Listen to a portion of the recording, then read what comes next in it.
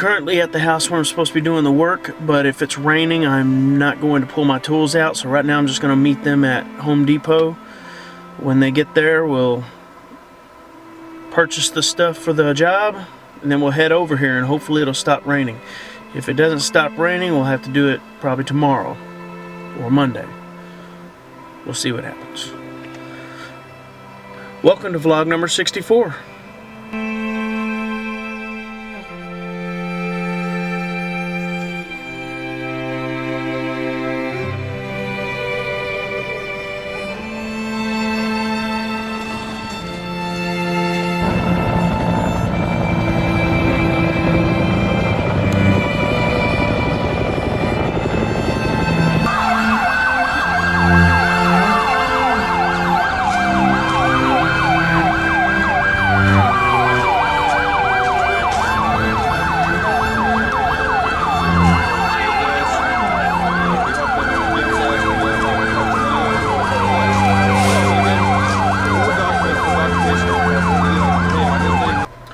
Okay, so the food hut here in front of Home Depot off Azle Street, Jim Wright Freeway, and Boat Lane or something like that, Boat Road.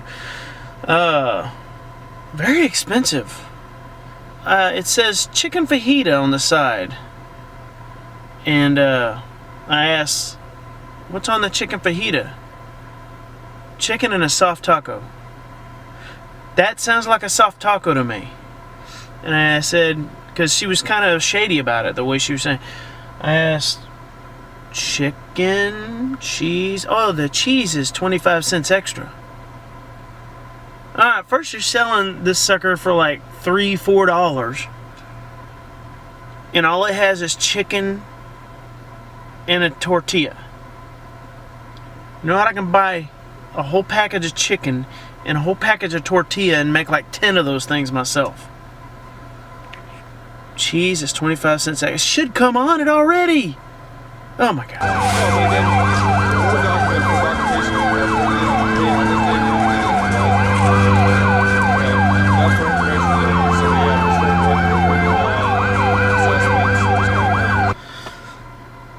So this is what's been going on with me for the last week and a half.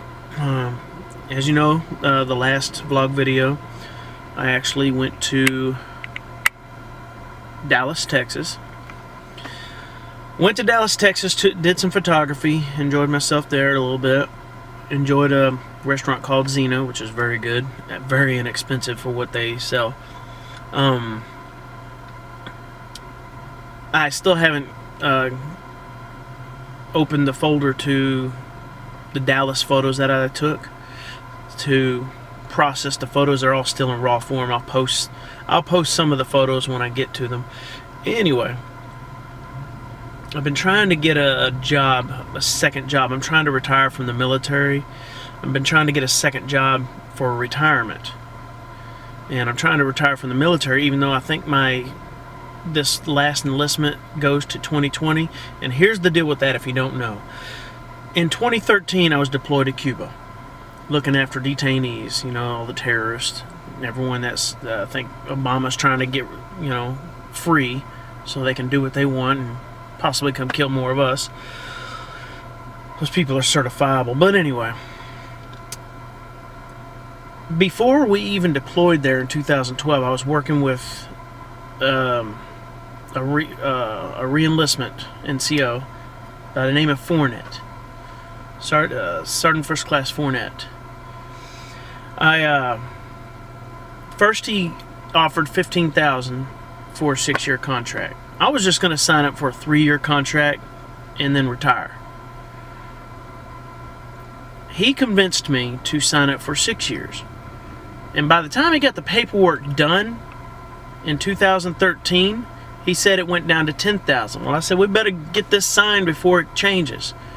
So around, I think it was June 19th or July 19th. I think it was July the 19th. I go in, I sign the paperwork that says I am owed a $10,000 bonus for 6 years. Other than that, I would have signed up for 3 years only.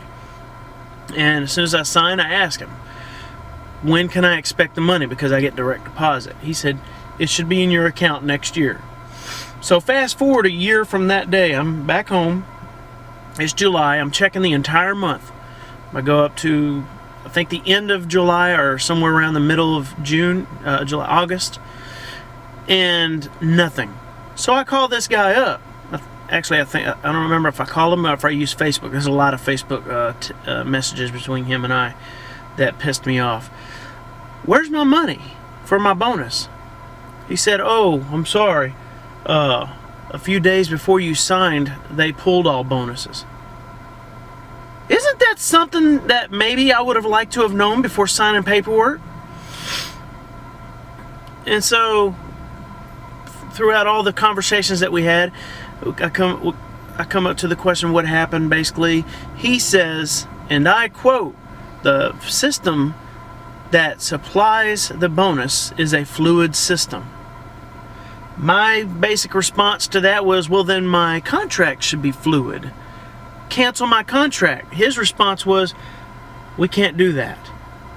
So let me get this straight. You can promise a soldier money for an enlistment, and in this case an enlistment longer than he was originally going to do, but you don't have to follow through. But I have to follow through on 6 years? No, sir. I've received my 20-year letter twice. I'm retiring. One way or another, I am not going to 6 years. You know, if I signed up for 6 years without worrying about anything else, fine. That would be my duty. And my duty was signing up for 6 years. But in this case, I was promised something. I'm not going to sign up for something under the promise of something and then stick with my side if what's promised is not given. I'm retiring. Anyway, I need to retire from the military anyway because I'm about to start a new job. Orientation begins, I think, the 19th.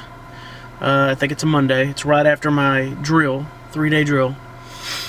So after orientation, I'm sure I'll be sure by then if I actually have the job. It's Postal Service, the perfect retirement job for a military guy, as far as I'm concerned.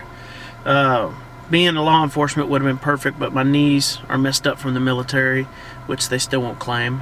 They say, I joined when I was in high school, and I was told it's pre-existing. Okay, so why did I get in the military if I already had this and I couldn't run? Trust me, I could run. This is not pre-existing. But this Postal Service is gonna be my second retirement. So it's perfect for me. Anyway, that's what's going on. I'll keep you posted.